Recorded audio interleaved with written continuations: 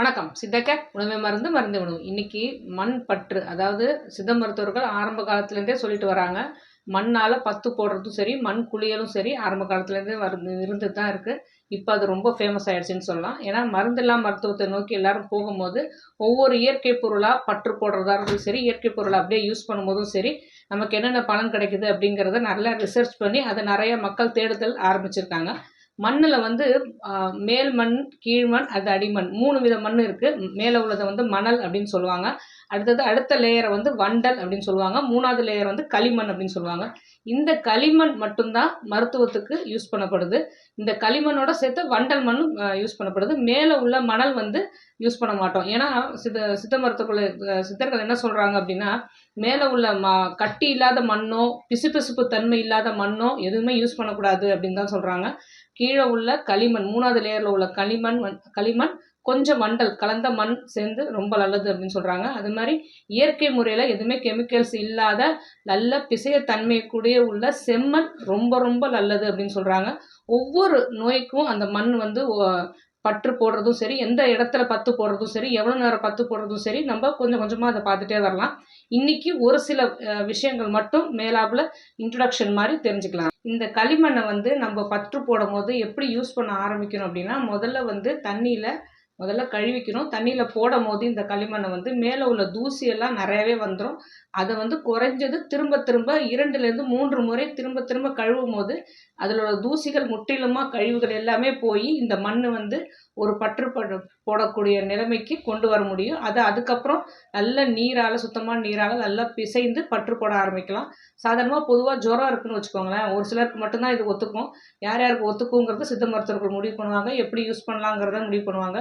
ஒரு ஜுரம் இருக்கும்போது ஆமம்னு சொல்லுவாங்க. வயிற்றில் உள்ள பொருட்கள் வந்து செரிமானம் ஆகாது. அதனால் அடி வயிற்றில் நல்ல விதமாக பற்று போடலாம். அதேமாதிரி சளியோட ஜுரம் இருக்கிறவங்க வந்து நெற்றியில் தலையில் பற்று போடலாம். இது வந்து முதல்ல ஆரம்பத்தில் ஒரு 1/2 மணி நேரம் மட்டும்தான் பற்று போடணும்.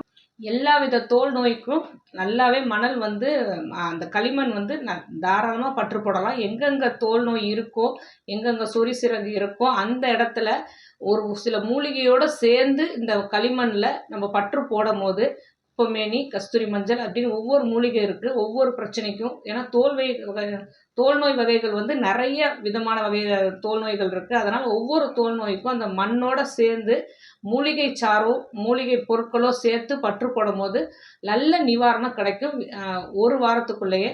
அதனால் மண் பற்று போடுதல்ங்கிறது சித்தர்கள் சொல்லி சித்த மருத்துவர்கள் இப்போ பின்பற்றக்கூடிய ஒரு பெரிய நோய், அதாவது மருந்தில்லா நோயை குணமாக்கக்கூடிய ஒரு முறையாக இருக்கும்.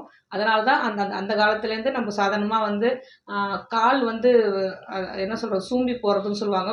பிறக்கும் போதே கால் வந்து நேராக இல்லாமல், அதோட பலம் இல்லாமல் இருக்கிறவங்களுக்கெல்லாம் அந்த காலத்தில் கடற்கரை பக்கம் வாழ்ந்தவங்க எல்லாருமே நல்லா நோண்டிட்டு குழந்தைகளை வந்து அந்த கால் முழுதுமே மறையும் வரை அந்த மணலில் நிற்க வச்சுட்டு சாயந்தரம் ஆனால் 2 மணி நேரம்னாலும் குறைஞ்சது நிற்க வச்சுட்டு அப்புறம் அழைச்சிட்டு வருவாங்க.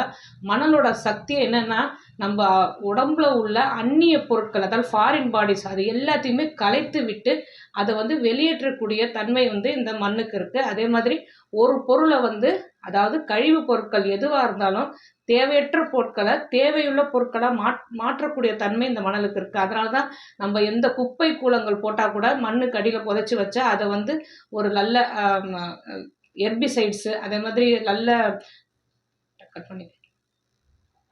இந்த குப்பை கூலங்களையே உரமாக்கக்கூடிய தன்மை வந்து இந்த மண்ணுக்கு இருக்குது. அதனால தான் உடம்புல உள்ள தேவையற்ற பொருட்களை எல்லாத்தையும் கலைத்து அதை அப்சர்வ் பண்ணிவிட்டு தேவையுள்ள பொருட்களாக மாற்றி அதை நம்ம உடம்புக்கு செலுத்தக்கூடிய தன்மை இந்த மண்ணுக்கு இருக்குது.